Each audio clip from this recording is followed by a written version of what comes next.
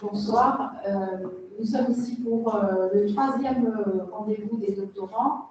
Alors, vous le savez maintenant, ce rendez-vous est organisé en partenariat avec l'UMR VISA, puisque la doctorante est rattachée à l'UMR, l'identité, espace, activité. Nous sommes également en collaboration avec le réseau Canopée Académique de Corse, avec Radio Nevia, qui va ensuite animer notre petit débat. Et enfin, avec le CRUS qui a la gentillesse de nous accueillir dans cette case studentine. Donc ce soir, nous allons entendre la conférence de Jelena Marjanovic. Je vais la laisser se présenter. Elle est doctorante en troisième année au niveau de l'UMR VISA. Elle est rattachée au projet de recherche Terra. Et je lui cède la parole. Bonne conférence, merci.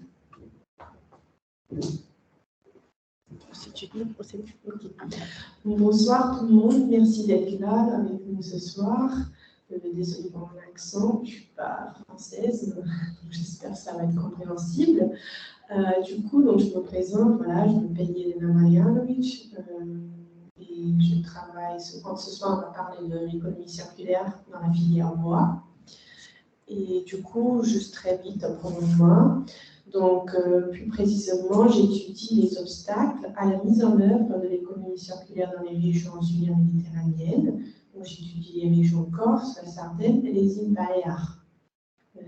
Avant, j'ai fait un master en économie de développement et gestion de projet à l'UPEC. Et j'ai une licence ou un bachelor's degree au Canada en économie et développement à l'Université d'Ottawa. Et pendant mes études, j'ai eu plusieurs stages en Europe, au Canada, dans la fonction publique et dans le secteur privé, dans les cabinets de conseil de développement. Voilà, donc un petit peu à propos de moi. Et du coup, c'est quoi le but de la présentation aujourd'hui? C'est de réfléchir à comment intégrer les pratiques de l'économie circulaire au plus tôt dans le processus de développement de la filière bois en Corse. Voilà. Donc, d'abord, je vais vous présenter le problématique. Donc, en Corse, on a 500 000 hectares de forêt. La région est la plus boisée des îles de Méditerranée et aussi la région française la plus couverte par la forêt, donc environ 58% du territoire. Le paradoxe de la forêt corse, c'est une économie réduite, d'ailleurs sur un territoire où la ressource est abondante et de qualité, mais peu développée. Et du coup, nous avons 150 000 hectares de ces propriétés forestières qui font partie des communes et de la collectivité de Corse. Donc, c'est une ressource de bois non négligeable. Et depuis 2014, les ventes de bois se sont effondrées et sont passées de 40 000 m3 vendus en 2005 à 10 000 annuels actuellement. Et le bois d'importation représente près de 95% de l'utilisation insulaire. Donc en fait, jusqu'en 2012, la région investissait environ 2 millions d'euros par an dans la forêt, notamment pour créer les accès et les infrastructures. Le déclin de la filière bois, qui ne compte plus qu'une poignée d'exploitants en Corse, n'est que la conséquence des failles de la gestion forestière. Donc, comme je disais, on porte quasiment la totalité du bois consommé sur l'île.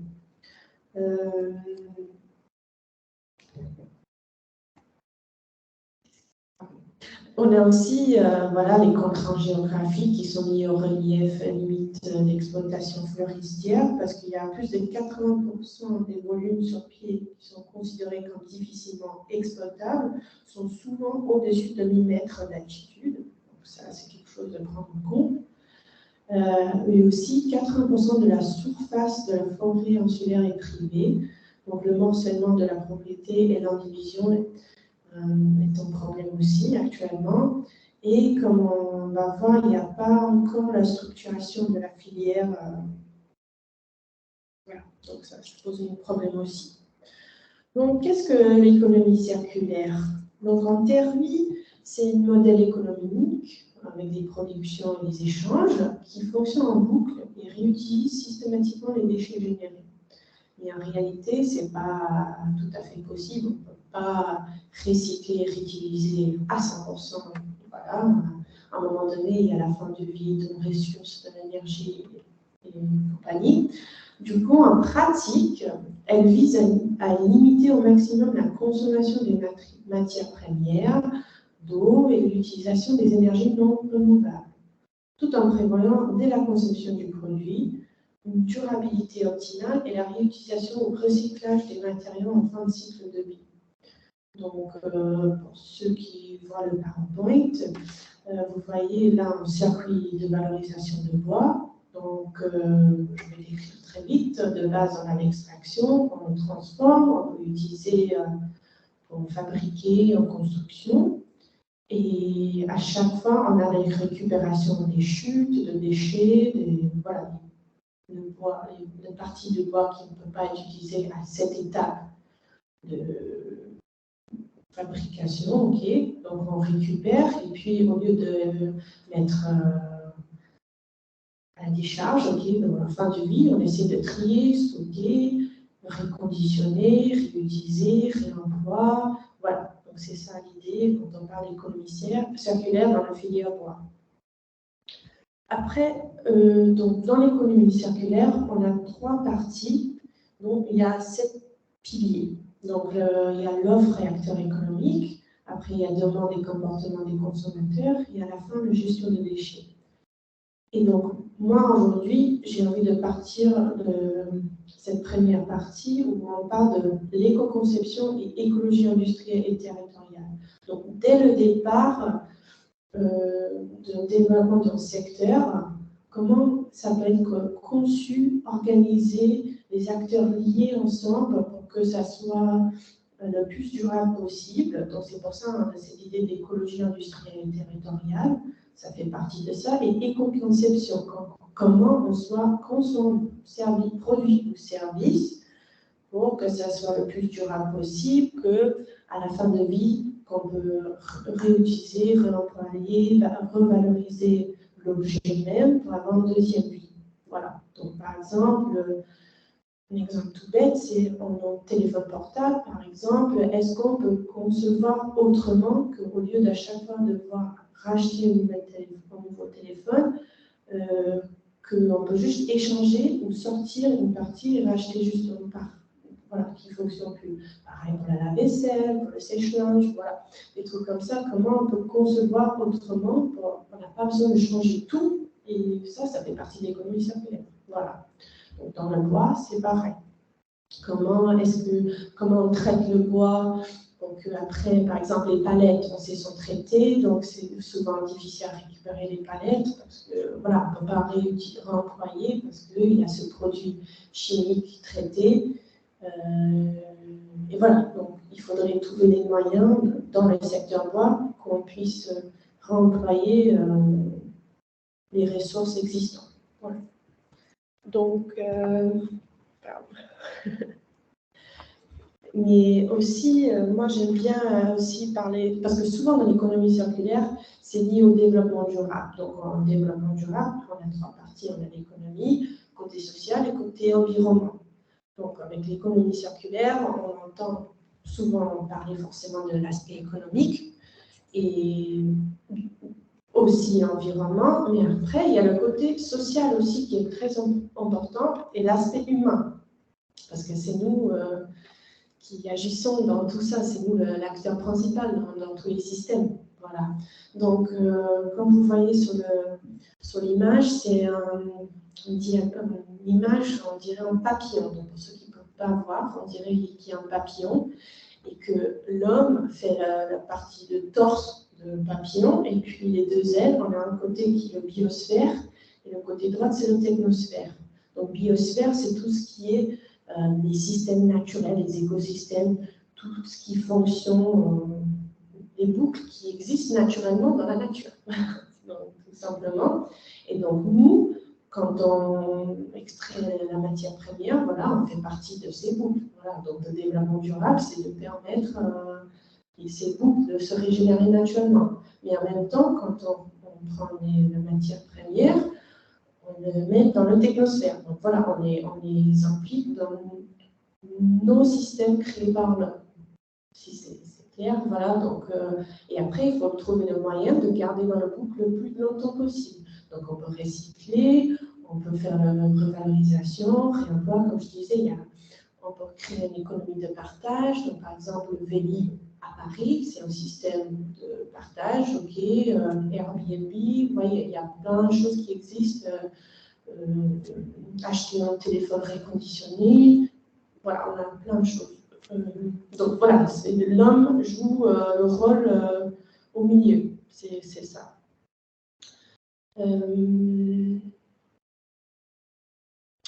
Ensuite, l'économie circulaire, on entend souvent parler que le fait que ça peut réduire le chômage. Donc encore, c'est très important, on sait que c'est une des régions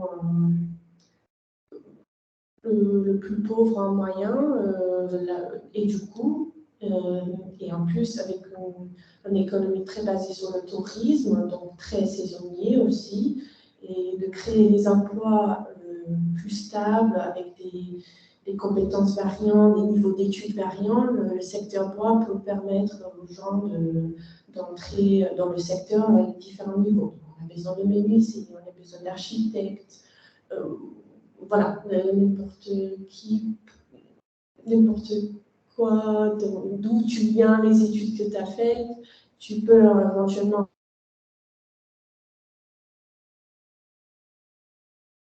Je sais pas, les objets, les couteaux, bref, voilà, eux, ils peuvent faire partie du secteur bois et donc on développe l'économie circulaire de la filière.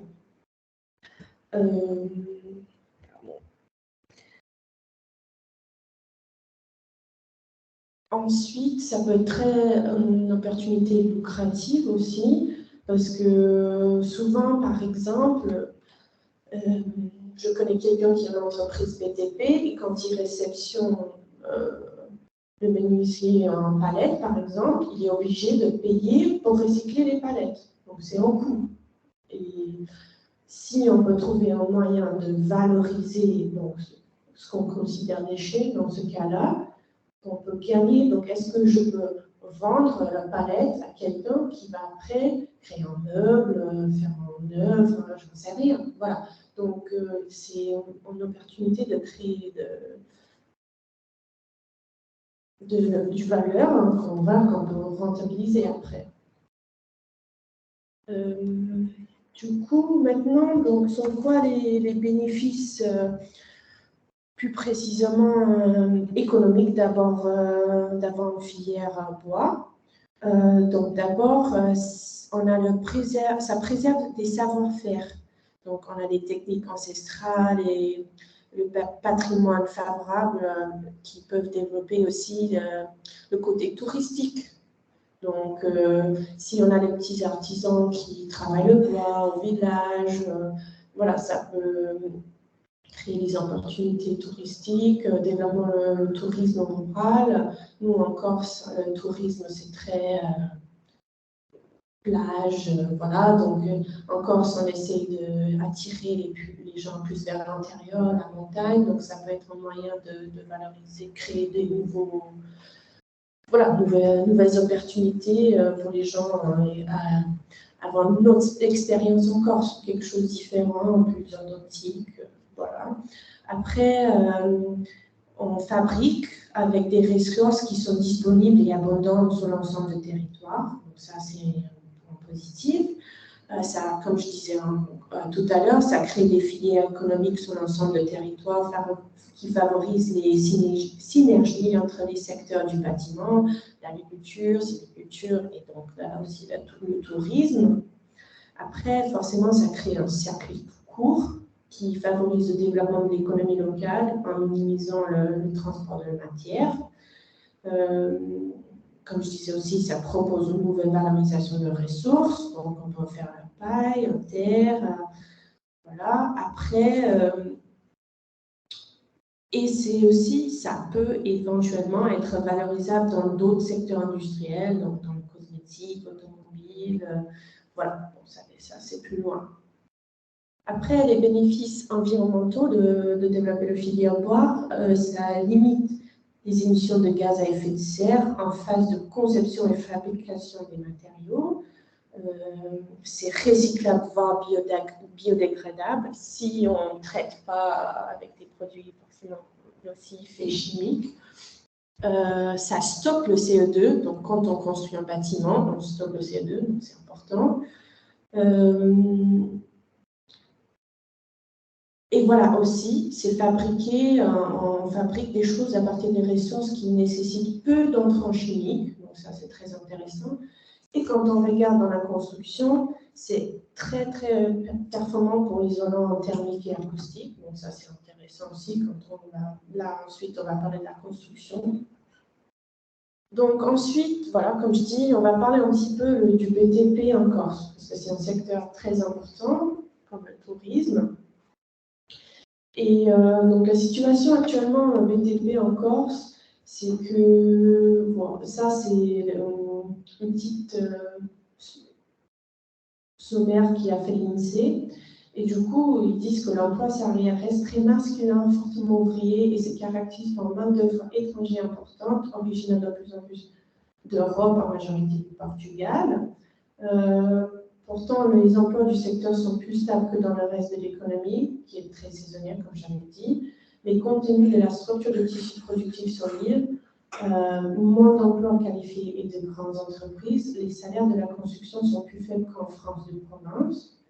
Le secteur compte également de nombreux non-salariés, en lien notamment avec le succès du statut d'auto-entrepreneur, particulièrement élevé dans la région. Et les plus fortes conséquences de la dégradation dans le BTP sont visibles chez les demandeurs d'emploi qui ont plus que triplé depuis fin 2008.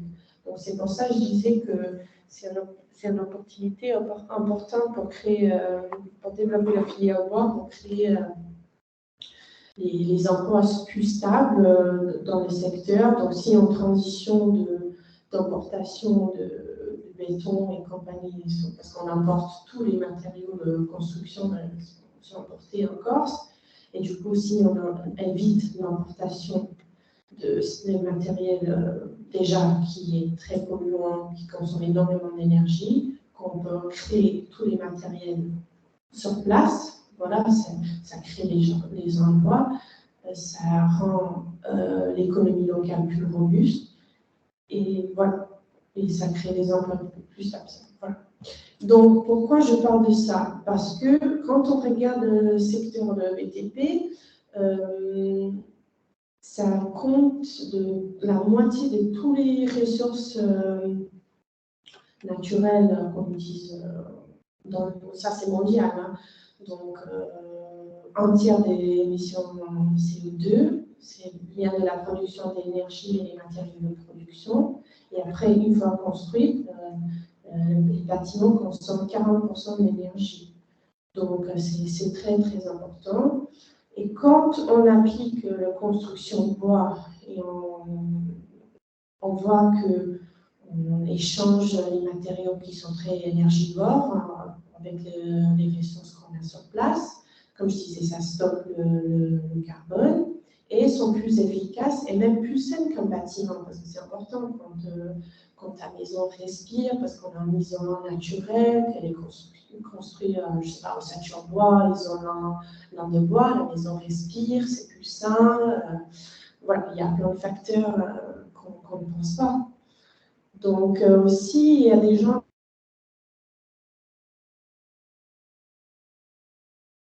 je pense qu'en Norvège, ou je ne sais plus où, mais elle date il y a, je pense que plus que 1000 ans. C'est une église complètement faite en bois. Et en fait, parfois les gens disent ah, mais le bois, ça dégrade, c'est pas, voilà, à long terme, c'est pas intéressant. Voilà, il va falloir détruire, reconstruire. Et finalement, non, si le bois il est bien entretenu, ça peut durer 1000 ans. Donc, c'était ça. Cette raison de rassurer les gens que non, c'est une super ressource, plus coûteux et très, très durable à long terme, si c'est bien fait. Bon, donc là, on va passer à une cascade de la production de bois et tous tous les, comment on dit, tous les sources, non, comment on dit, comment je peux dire, on a le bois, ok, et tous les produits qu'on peut avoir à la base en arbre, ok, donc on va faire une cascade, ok, donc ça passe à l'assiage, on a le bois d'œuvre, on a des produits connexes, et après on a des roulages tranchages.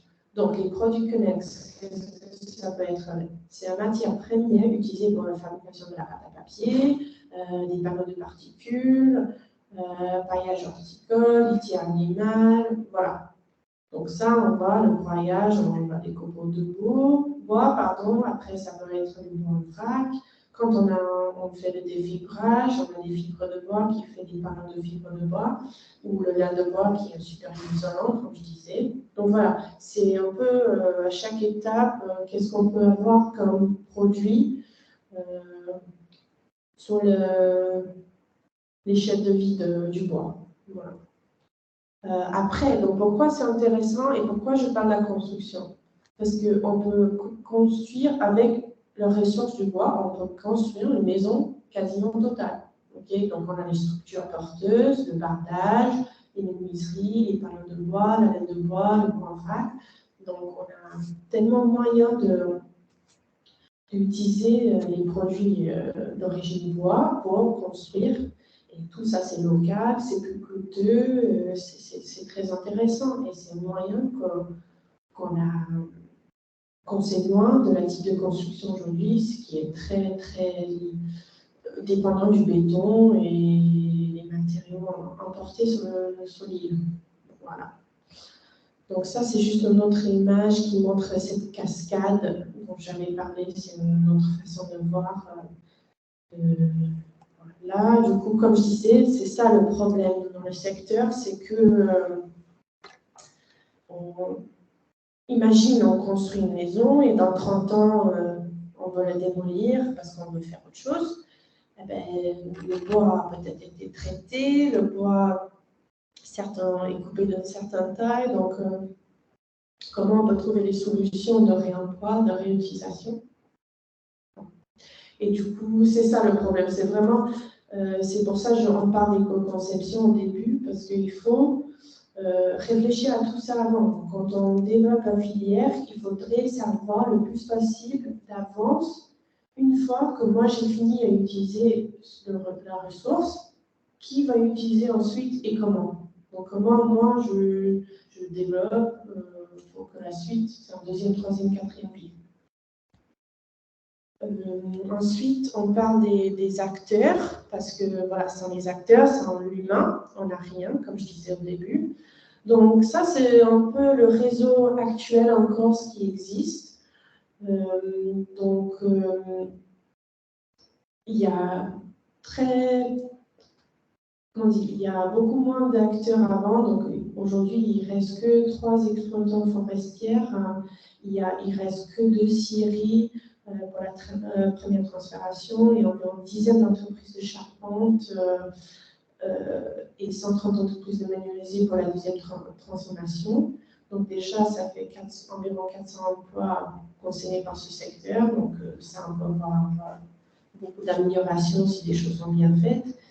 Et après, on a le collectif Opéra Fresh de Corse, dont le président est Samson Antononi. Et eux, ils ont plus de 100 adhérents. Aujourd'hui, ça a été créé il y a 2-3 ans. Et donc, ça fait, les membres incluent les professionnels, les gestionnaires comme l'ONF, les propriétaires forestiers, les maires propriétaires forestiers. Et en fait, et aussi, donc eux, ils essaient de travailler avec la collectivité, parce que la collectivité, en fait, est doublement concernée. Il y a le côté économie, le développement des entreprises et le secteur, et aussi, ils sont propriétaires des forêts territoriales. Donc,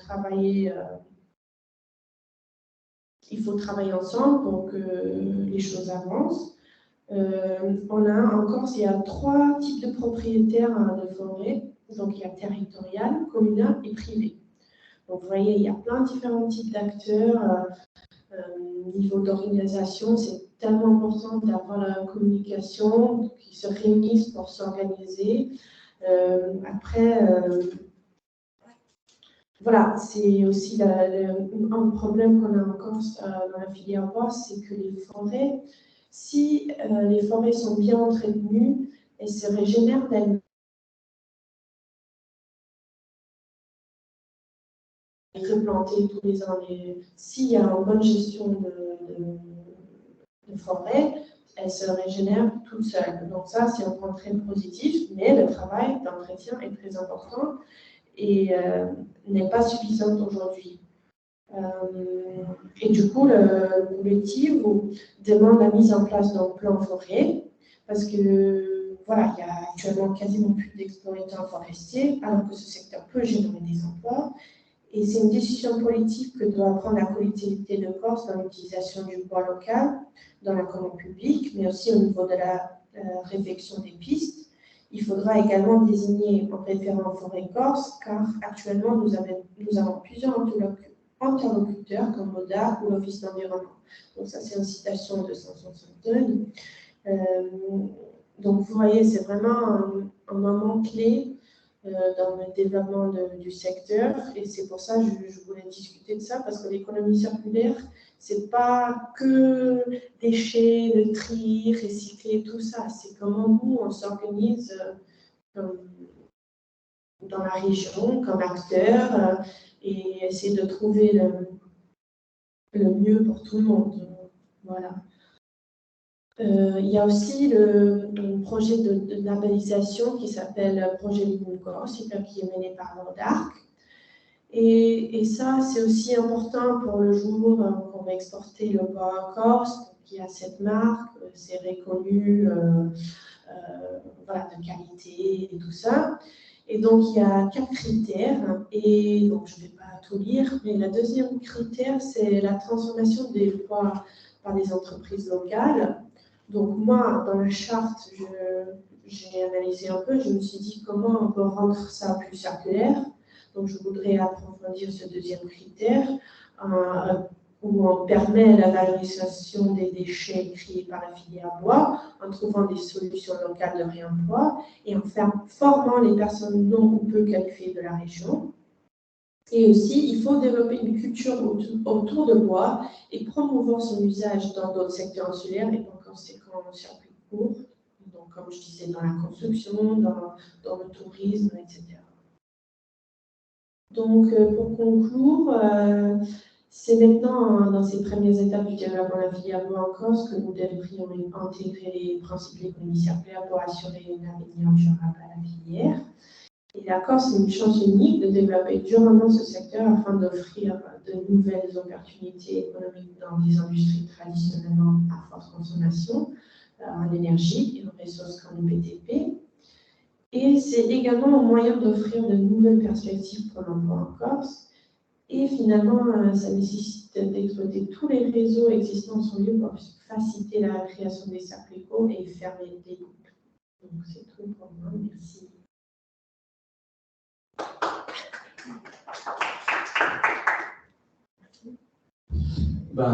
Merci beaucoup. Du coup, on va passer aux questions du public. S'il y a des questions, ou des demandes de précision, peut-être. Pas de bol. Des petites questions, je vous ai tout le temps micro. Merci pour l'intervention. Alors moi, j'avais peut-être une question sur la filière. Évidemment, c'est une filière intéressante d'un point de vue économique, ça a été dit. Mais qu'est-ce qui serait le principal frein à son développement aujourd'hui? Puisqu'on voit que ça avance pas vraiment, notamment sur la question de l'exploitation de la forêt pour le chauffage, mais aussi pour l'énergie. Est-ce que ce serait un déficit technique ou bien un manque de volontarisme politique? Comment vous percevez ce frein-là? Alors, je pense que le plus, c'est une question d'organisation.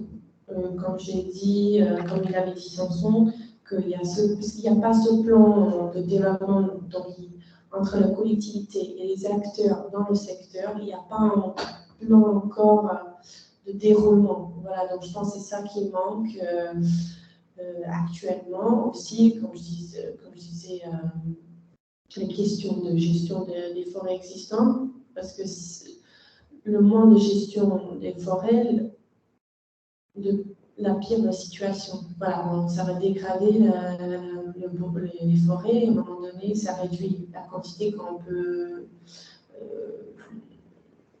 couper, voilà, parce qu'il y a une question de qualité de bois. Donc, si les forêts sont mal entretenues, il y a la baisse de qualité de bois, et ça joue énormément aussi. Donc, je dirais ça, voilà, je pense pour moi, sont les deux problèmes principaux. Je ne sais pas si ça répond à ta question. Oui.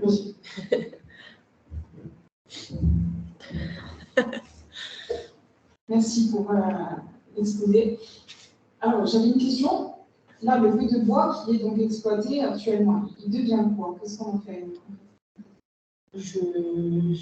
Je pense que je ne suis pas, c'est pas mon domaine de compétence, voilà. Mais ce que j'ai fait dans mes recherches, je pensais un peu dans la menuiserie, un peu, il y a quelques commandes publiques maintenant pour les petites constructions en bois, mais voilà, il n'y a pas plus que ça, je pense. Je pense qu'il y a un peu qui utilisent pour chauffer les granules de bois. Et puis, je pense que c'est tout pour l'instant. Le reste, on importe. Voilà, les 95% de bois consommé encore, c'est importé. Donc, ouais, je pense qu'il y a très peu d'utilisation actuellement. Mais ça change, il y a la demande. Donc, c'est pour ça qu'ils essaient vraiment de développer le secteur, parce que les gens, même l'esthétique de bois, ça commence plus à la mode maintenant, et donc les gens sont chercheurs. Donc je pense que voilà, ça peut aider. Et alors, par exemple, aujourd'hui, ce qui pourrait être proposé par la CDC, c'est une entreprise publique de bois corse, en fait, puisque là, est-ce qu'il y a des plans d'investissement qui ont été faits? Est-ce qu'on sait combien ça coûterait de mettre en place une filière circulaire du bois corse? Il y avait des investissements, maintenant je n'ai pas les chiffres avec moi, mais ils avaient investi, voilà, un peu comme j'avais dit au début, le développement, l'accès et les infrastructures autour de vraiment arriver à la forêt et aller accéder au bois. Voilà. Après, comme je disais, il n'y a que de scieries et ça nécessite énormément d'investissement. Il y en avait d'investissement, mais après, s'il n'y a pas le bois à transformer, les scieries vont fermer. Voilà, ils ne vont pas être opérationnels. Donc l'investissement, il y a à faire au premier niveau, c'est-à-dire à l'exploitation des forêts? Oui, je pense. C'est comment j'ai compris. Après, comme je disais, je ne suis pas expert dans le secteur à 100%. C'était bon. En fait, l'idée, c'était de faire l'analyse, de mettre le chapeau économie circulaire et regarder un peu le secteur, comment on peut développer le secteur plus durablement. Après, tout ce qui est chiffres et tout ça, c'est pas mon domaine d'expertise. Donc, après, on peut faire des précisions plus tard, si jamais. Et par exemple, dans votre thèse, vous dites que justement, il y a un savoir-faire de bois qui existe, qui n'est pas forcément présent sur le territoire corse, mais c'est-à-dire qu'aujourd'hui, on a vu, notamment vous avez montré l'église, mais je crois que c'est en Suède aussi, où ils ont monté un immeuble de 30 étages entièrement fait en bois. Aujourd'hui, même en Corse, la filière bois, elle se développe, puisque à Unicapé, il y a un magnifique centre culturel qui a été construit pour le nom du chat, parce que ça me rappelle à l'art, il y a l'art évidemment, qui est entièrement fait, pas entièrement, mais qui est quasiment entièrement en bois.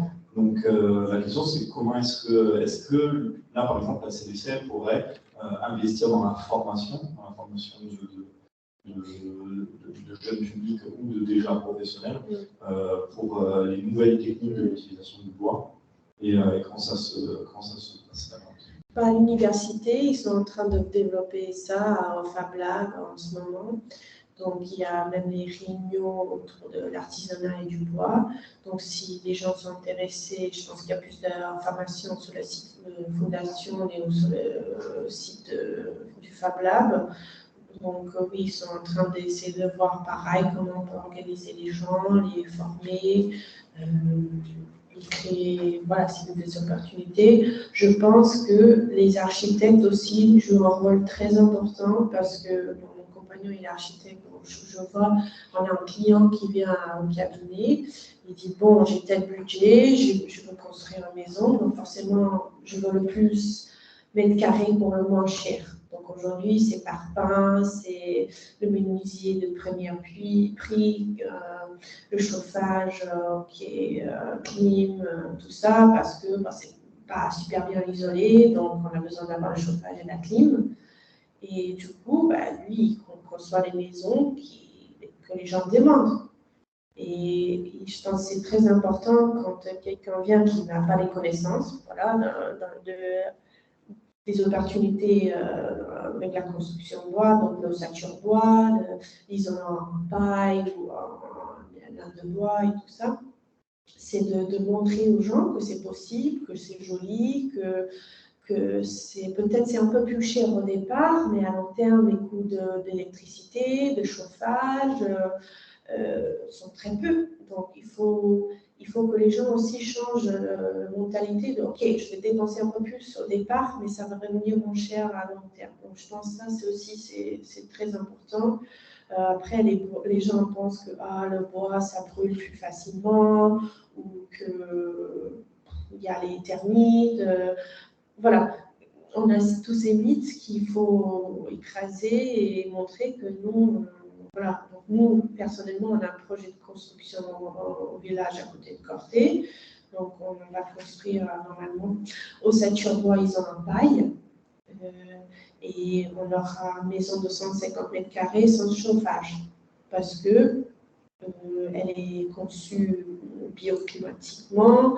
Il n'y aura pas besoin de chauffage parce que l'épaisseur de mur feront 50 cm. Elle est exposée plein sud de la maison. Vous voyez, il y a des techniques gratuites, entre guillemets, pas très techniques, des techniques pas techniques, mais assez simples à employer. Et qu'on a une maison qui, à la fin, va nous coûter rien. Et après, si les gens sont effrondementistes, comme on dit, voilà, s'ils ont peur de l'avenir, pareil, c'est un moyen durable, facile, on peut faire de construction, on va faire des chantiers participatifs, donc voilà, ça peut aller très loin. Je ne sais pas si ça répond à la question. Oui, parce que c'est une question qu'on pose souvent en Corse, c'est les ressources étant une île sont limitées, comment est-ce qu'on limite? En effet, aujourd'hui, construire plus intelligemment, ça pourrait être une solution. Maintenant, la question, c'est, ça serait quoi la première étape pour arriver à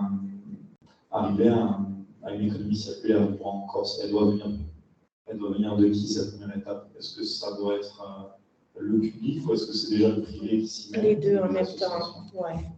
Parce que le public, ils ont les points forts du public. Ils ont accès au financement, ils ont les ressources humaines, entre guillemets, pour organiser les gens. Et après, les points forts du secteur privé, c'est la connaissance voilà, parce que le CTC, ils travaillent pas dans la forêt, c'est pas leur expertise. Donc il faut travailler avec les deux en même temps.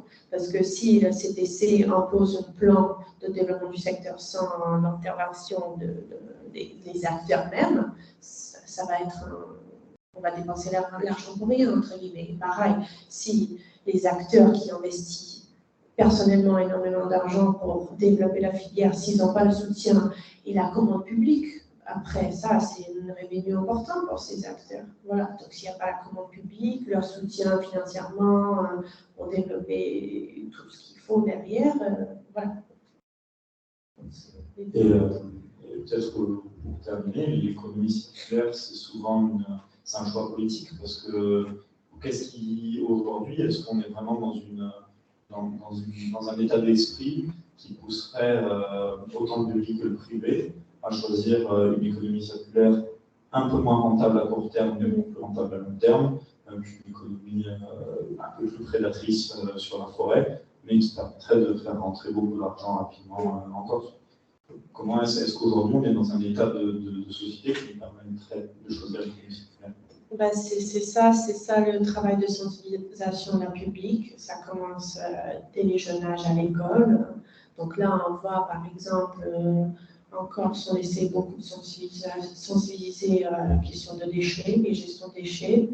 Donc le CIBADEC, les COMCOM travaillent ensemble pour, par exemple, à Corté, je donne un exemple, pour mettre en place le tri à porte, ils ont choisi des quartiers. Ils sont allés porte à porte, taper sur la porte, expliquer, on va vous donner des bacs pour trier, nanana, le compost, ok, et expliquer comment faire. Voilà. Après, ils vont à l'école, il y a des petites animations à l'école. Voilà, sensibilisation, c'est un travail très long, mais très important, et c'est le public qui doit mener ça. Voilà, parce que les privés, ils n'ont ni l'argent ni le temps d'aller taper à la porte de tout le monde et faire la sensibilisation nécessaire. Donc, je pense que c'est ça l'étape première pour moi. Merci beaucoup. Je pense qu'on attendait quelques Merci à questions, vous. si ça vous inspirait. Merci beaucoup en tout cas d'être venu nous voir à Corté avec la Studiantine. Et à bientôt pour un nouveau rendez-vous des doctorants. Merci, bonne soirée.